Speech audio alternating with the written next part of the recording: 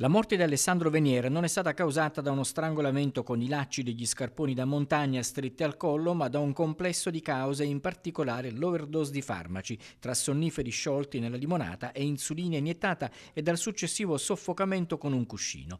A questa conclusione conduce la perizia medico-legale eseguita con l'autopsia e l'esame tossicologico sui resti del 35enne. Il corpo fu ritrovato il 31 luglio fatto a pezzi e nascosto in un bidone della spazzatura ripieno di calce nel garage della casa di Via dei Lotti a Gemona.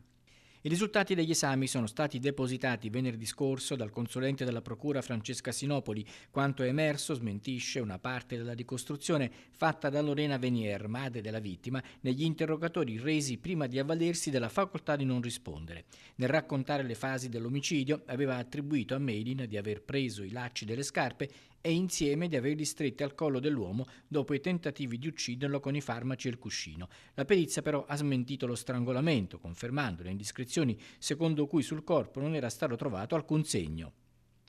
Lorena, 63 anni, e Meilin, 33, sono accusati di omicidio pluriaggravato in concorso, la prima come esecutrice materiale e organizzatrice, la seconda come istigatrice e autrice materiale.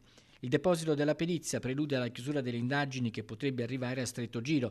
Il pubblico ministero Giorgio Minillo potrebbe intanto concedere a breve il nulla osta per la sepoltura della vittima, ormai a quasi 6 mesi dal ritrovamento del cadavere.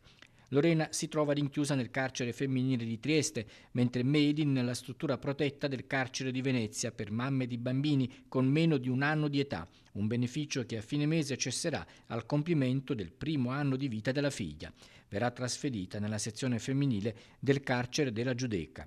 Gli avvocati Alice e Paolo Bevilacqua per Lorena e Federica Toselle e Francesco De Carlo per Meilin non hanno voluto rilasciare in questa fase alcun commento.